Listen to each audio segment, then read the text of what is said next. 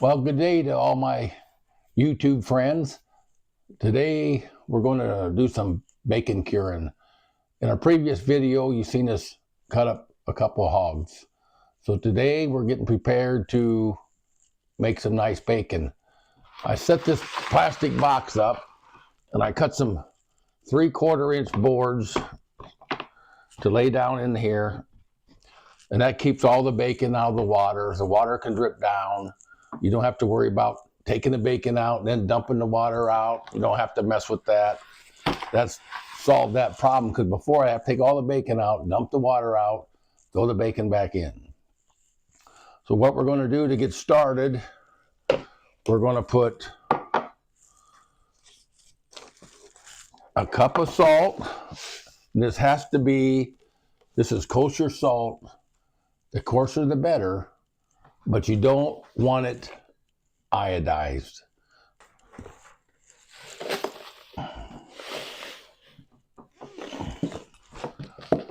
That's about 3/4 of a cup.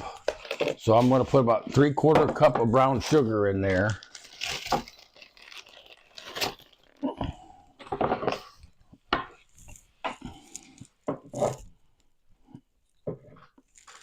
Pack it down, that'd be about 3/4 cup.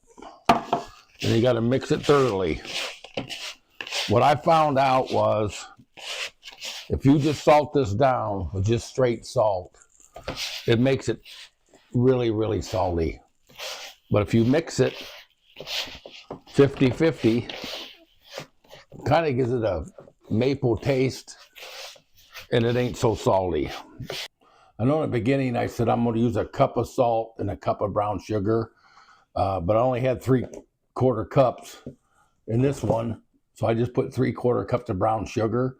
Just as long as it's 50-50, and if I don't have enough, I'll have to mix up a little more out of my new box. But you want to just give us a really good coating.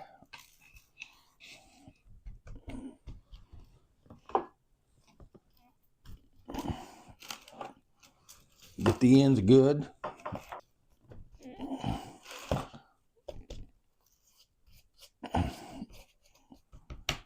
There. Now I'm going to put it back. Just layer down in there. And folks, before we get too far along in this video, I'm going to tell you all of our videos in the past, Jessica's done just by phone. And now we're going to do it by camera. She got a brand new camera, so we're going to see how this works. She brought this great big giant light. It looked, when she turned it on high, it looked like the sun. I was sitting here and she turned it on bright, and I started batting my eyes like a bullfrog in a hailstorm. That's how bright that thing was. She said, "What do you think?" I said, "I don't know, I can't see nothing." She said, "You ready to start?" I said, "I got to wait till I can see first." All I had was 2 big spots in front of my eyes. So we're going to see. It seems like it's working better. We got to move back on the back 40, so it ain't so bright up here. So you have to bear with us. We'll see how it turns out. I was glad my eyesight came back, because I thought maybe I was blind, but I come out of it, so I think we're going to be all right that way.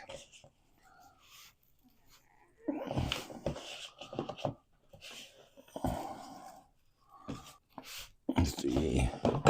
I'm going to have to mix a little more, I think. Put the second one in there. You can stack these up, no problem. I'm going to have too many to put a lid on it, but I'll just put saran wrap over it. But another thing is, when you get these all done, you put saran wrap over them. Something that's important about after day 3 or day 4, I'll take them out and I'll put the bottom on the top and the top on the bottom, and then you don't touch them again. And one mistake I made one time when I did this, I thought, oh, most of the salt all off of it, so I resalted it. You don't want to do that. That baby was like eating pure salt. It's got plenty of salt on it. Don't worry about it. It's a one-time deal. Folks, usually when I butcher a hog, we get together and butcher hogs, I like to cut my bacon from the hind flank all the way down and then halfway across, and the bacon will actually kind of fold down. So if it kind of gets kind of froze, I can still cut it off. But it was so cold that I knew it was going to be froze solid. So we just cut them all the way off and laid it down in my grill. That's why I got these grill marks. I usually don't do that, but I knew it was going to be froze so solid that I wouldn't be able to cut it off of there. So usually it ain't that cold. This is all done now. Now remember, after 3 or 4 days, take them 2 top pieces, put them on the bottom, your bottom pieces on top. Then don't touch them again until the end of your 7th day. Well, folks, it's been 7 days. We've had this salted down with salt and brown sugar, and it's time today to get it all rinsed off and get her in the smoker. You want to get all the excess salt off of this meat. It's very important to do that. If it sits on there and keeps sitting on there, it'll just get saltier and saltier all the time. But we don't want that. We'll take this old bacon and lay it right over there on a towel. Then we'll get another one out here. Get them washed off good. And you can see all the water that come off of here. When I'm done, I'll wash these all real good. I'll lay them out on a towel and dry for a couple days. And then I'll just restore them in here and put it up until I need it next time. You got to have something to keep your meat out of the water. Otherwise, it's not going to drain all the salt out. It's going to be sitting there in salty water the whole time.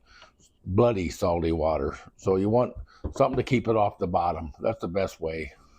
Well, folks, we're just going to pat all this meat down, dry it best we can, and I'm going to leave it sit out a while. Because if your meat is wet,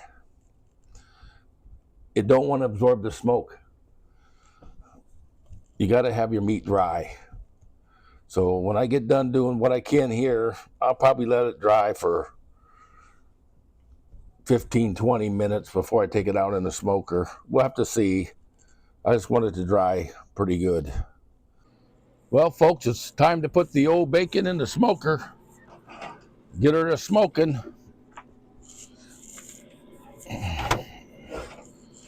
And I'll smoke this for 4 to 5 hours. This here, when you smoke something, it's all up to how smoky you like it. Some people don't like it very smoky. Some people like it a little bit more smoky. So, but know this. I like to cut a piece and fry it and try it. But when it sits, it'll be less smoky than what it is when you first take it out. It always loses, like it absorbs it more. So you'll have less smoke flavor after it sits a while. So just kind of play around with it. I got it set as low as it'll go because all I want is smoke. And we'll let you know how it turns out. We'll show it to you and we'll get all done. Well, everybody, I smoked this for 5 hours and we're calling it good. We fried a piece and it's the way they like it. They don't like it over smoky, but it's smoky enough. So here's a end result. It smells good enough to eat without cooking it. I'm telling you that right now. They ain't no wonder cowboys carry this with them. They're sitting out there on the prairie, frying them some bacon. I could handle that. Folks, this is a lamb slicer, and we have lamb grinders, stuffers. Lamb makes a very, very good product. We've never had no trouble with any of it. So that's what we're using today. And we're not sponsored by Lamb or anything like that. It's just for your information. If you're going to buy something, you ain't sure what to buy, Lamb is a good product. I'll show you the bacon. Now, let me show you. This is what it looks like when we're all done. Isn't it pretty? Folks, when you slice this bacon, the colder the better. This could be a little colder. Just right before it kind of gets frosty is perfect for slicing. But it's working okay. I'd like to see it a little colder. Was in the refrigerator, so now I set some outside where it's only 20 degrees. Hopefully it stiffens some of it up a little bit more. On the back of this limb slicer, you got a mark with numbers. It'll tell you how thick you want to slice them. You can go as thin as you want or as thick as you want.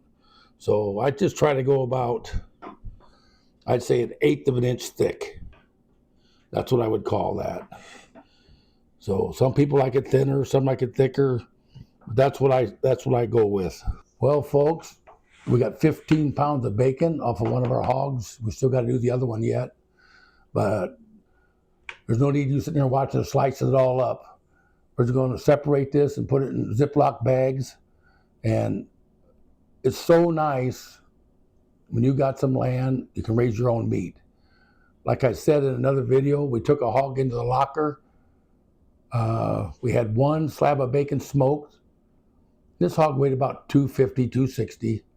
Cost us $350 just to have it packaged in one slab of bacon smoked. There's no sense in doing that. You learn how to do it yourself, and you get your chart, get it as close as you can. You don't have to be perfect. You don't have to be an expert. And look what you can turn out just on your little farm or your little piece of land. And you can save yourself a lot of money and have way better food. And there's nothing in this bacon except salt and brown sugar. That's it. No nitrates, no anything. Just salt and brown sugar. We'll take some wax paper and we'll put so much bacon in and we roll it up. And then what we'll do is we'll stick this